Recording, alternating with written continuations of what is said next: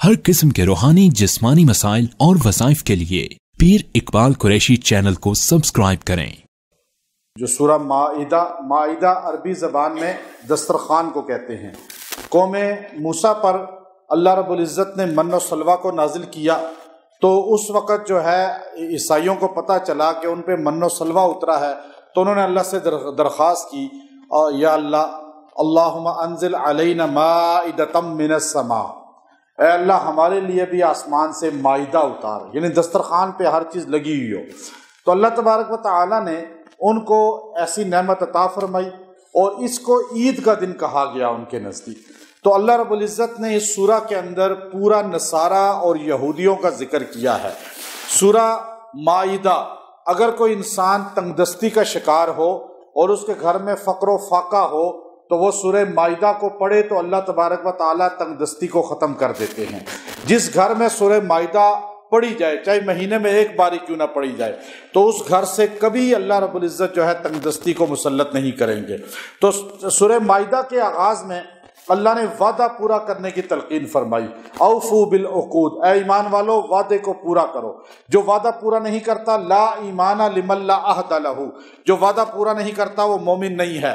پھر آگے اللہ نے فرمایا وتعاونوا علی البر والتقوی ولا تعاونوا علی الاثم والعدوان، کہ اے ایمان والو نیکی کے کام میں تعاون کرو ایک دوسرے سے اور برائی میں معاون مت بنو کسی کے۔ پھر اس کے بعد حرام چیزوں کا ذکر کیا، حرمت علیکم المیتۃ والدم ولحم الخنزیر وما اہل لغیر اللہ بھی، یعنی حرام چیزیں، دم مسفوخ اور جانور جو ٹکر کھا کے مر گیا ہو، متردیۃ والنطیحۃ وما اکل السبع الا ما ذکیتم، جانور نے کسی کو کھا لیا ہو، یا اسی طرح جو ہے جو جانور خود مر گیا ہو، اور اسی طرح غیر اللہ کے ساتھ جو منسوب ہو جانور، یا خنزیر کا گوشت ہو، سب کو اللہ نے کہا حرام ہے۔ اب خنزیر کا سب کو پتا، لیکن آپ کے سامنے دیگ آتی ہے، بکرا آتا ہے اور کہا جاتا ہے جی یہ فلاں کے نام کا ہے، تو آپ وہ کھائیں گے تو وہ بھی خنزیر کی طرح حرام ہو جائے گا۔ اللہ نے وما اہل لغیر اللہ کو خنزیر کے ساتھ جوڑا ہے کہ غیر اللہ سے منسوب ہر چیز حلال بھی حرام ہو جائے گی، اس لیے کہ اللہ نے صاف کہہ دیا۔ پھر اس کے پہلے رکوع کے اندر اللہ نے وہ آیت کریمہ نازل کی ہے کہ یہودیوں نے کہا کہ اگر یہ آیت ہم پر اترتی تو ہم اسے عید کا دن کہتے۔ اے عمر، آپ پر یہ آیت اتری ہے، آپ کو احساس ہونا چاہیے آپ کے نبی پر یہ آیت اتری، آپ مسلمانوں پر۔ عمر بن خطاب فرمانے لگے، وہ یہودی عالم تھا، اسے کہنے لگے کہ تو کہتا کہ عید کا دن ہوتا، ہم پر وہ آیت اتری جمعہ کا دن تھا، عرفات کا میدان تھا، اور حضور پر وہ آیت اتری، نہ آدم علیہ السلام سے عیسیٰ علیہ السلام تک کسی نبی پر یہ آیت اتری۔ ہر نبی کی خواہش تھی کہ اللہ مجھے یہ اعزاز دے، تمغہ امتیاز دے جو اللہ نے سرکار دو عالم صلی اللہ علیہ وسلم کو عطا کیا۔ اللہ نے صرف ہمارے نبی کے لیے یہ آیت کا نزول کر کے بتا دیا کہ آپ سے پہلے دین مکمل نہیں تھا، آپ سے پہلے شریعت مکمل نہیں تھی، آپ سے پہلے کوئی آسمانی کتاب مکمل نہیں تھی، اور حضور کے بعد اب کوئی نبی نہیں، کوئی کتاب نہیں، کوئی شریعت نہیں، چونکہ حضور پر دین مکمل ہو گیا۔ اللہ نے فرمایا الیوم اکملت لکم دینکم واتممت علیکم نعمتی، آج تم پر اللہ نے تمہارا دین مکمل کر دیا۔ اب اللہ نے لفظ عجیب بولا، الیوم اکملت لکم دینکم، صحابہ کو خطاب کیا، یعنی دینکم، تمہارا دین۔ دین کس کا ہوا؟ صحابہ کا۔ جو صحابہ سے جڑے گا وہ دیندار بنے گا، جو صحابہ سے کٹے گا وہ دیندار نہیں۔ آج وہی دیندار ہے جو صحابہ سے جڑ گیا ہے۔ تو یہاں یہ لفظ کہا۔ پھر آگے آپ دیکھیے اللہ نے تیمم کا حکم سیدہ عائشہ کی وجہ سے رضی اللہ عنہ کی وجہ سے نازل ہوا، اور اللہ نے فرمایا کسی امت پر تیمم کا حکم نہیں تھا، کوئی امت پانی نہ ملتا تو پاک نہیں ہو سکتی تھی۔ اللہ نے حضور علیہ السلام جب ایک سفر میں ہار کھو گیا سیدہ عائشہ کا، اس کی تلاش میں فجر کی نماز کا وقت لیٹ ہو گیا اور وضو کے لیے پانی نہیں تھا، صحابہ پریشان تھے، اللہ نے سیدہ عائشہ رضی اللہ تعالیٰ کی برکت سے فَتَيَمَّمُوا صَعِيدًا طَيِّبًا کا یہ آیت نازل کر دی اور بتا دیا کہ اگر پانی نہ ملے تو اے مسلمانوں تم تیمم کر لیا کرو، اللہ تمہارے جسم کو نہیں بلکہ ہڈیوں کو بھی پاک کر دیں گے۔ حضرت سلمان فارسی رضی اللہ تعالیٰ عنہ ایک دم کھڑے ہو کے نعرہ لگایا، ما اول برکتکم بعلی ابی بکرن، اے ابو بکر کے گھر والوں، یہ آپ کی پہلی برکت نہیں ہے کہ آپ کی وجہ سے اللہ نے شریعت کو چینج کر دیا۔ تو یہ اللہ کا حکم دیکھیے۔ پھر آگے اس کے اگلی آیات کے اندر بھی آپ دیکھیے کہ موسیٰ علیہ السلام کے واقعات ہیں، اور وہ اپنی قوم کو کہنے لگے کہ اے میری قوم، آپ ایسا کرو، میرے ساتھ چلو۔ میں اس جگہ گیا، ہم اردن میں اس جگہ کھڑے ہوئے، موسیٰ علیہ السلام نے کہا یہاں سے یوں دیکھیے سامنے نظر آ رہا، جیسے دامنے کو پہ آپ کھڑے ہوں تو آپ کو شیخ فیصل مسجد کیسے نظر آئے گی؟ بالکل پاؤں میں سامنے۔ تو اب یہ شیخ فیصل مسجد ہے، یوں کہا جاتا ہے۔ وہ بھی ایک پہاڑی تھی، وہاں موسیٰ علیہ السلام کھڑے اپنی قوم سے کہنے لگے اے میری قوم، یہ سامنے بیت المقدس ہے، یروشلم ہے، آؤ آگے بڑھو، تم قدم اٹھاؤ، رب تمہیں فتح یاب کرے گا اور تمہاری مدد کرے گا۔ جب موسیٰ پیغمبر کہہ رہے ہیں کہ تم چلو اور میں تمہیں گارنٹی دیتا ہوں کہ اللہ تمہیں فتح دے گا، تو اس سے بڑی گارنٹی کیا ہوگی؟ لیکن بدبخت قوم، کائنات کے اندر حضور کے صحابہ سے افضل کوئی جماعت نہیں ہے جنہوں نے حضور کے لیے جانیں دی ہیں، حضور کے لیے اپنا سب کچھ لگایا ہے، اور یہ موسیٰ علیہ السلام کے صحابی ہیں۔ کہنے لگے فقعد انت فقاتلا انت وربک فقاتلا انا ہاہنا قاعدون انا ہاہنا قاعدون، کہ اے موسیٰ فاذهب انت وربک فقاتلا، آپ آگے بڑھے، آپ اور آپ کا رب لڑے، ہم تو تھکے ہوئے ہیں، یہاں بیٹھے ہیں، ہم آپ کو دیکھیں گے اور فتح ہو گیا تو پیچھے آ جائیں گے۔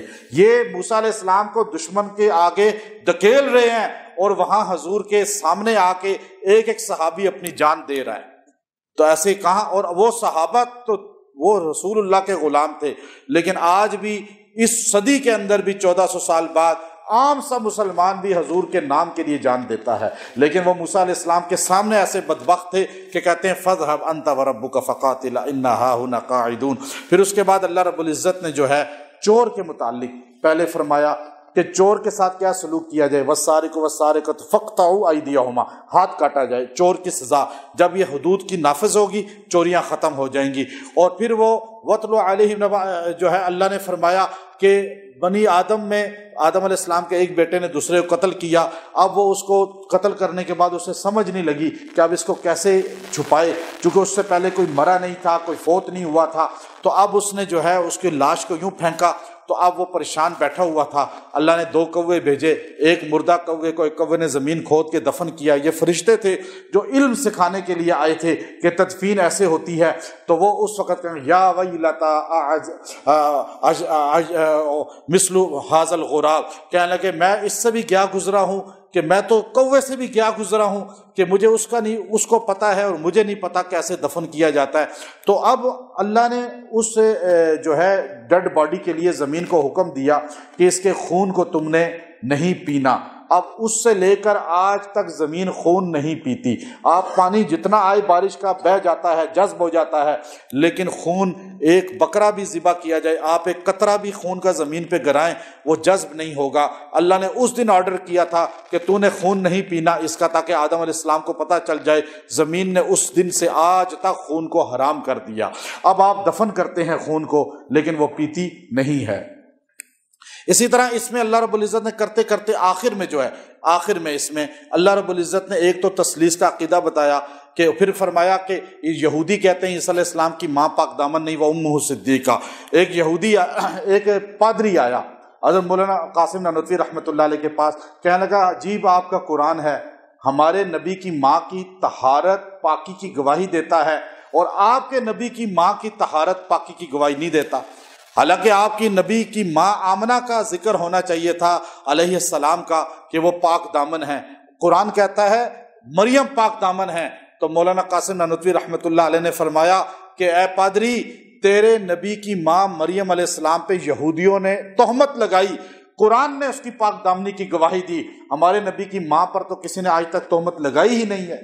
تو اللہ رب العزت نے ان کو ایسا مبرہ رکھا ہے۔ اب وَأُمُّهُ صدیقہ، ان کی ماں صدیقہ ہیں۔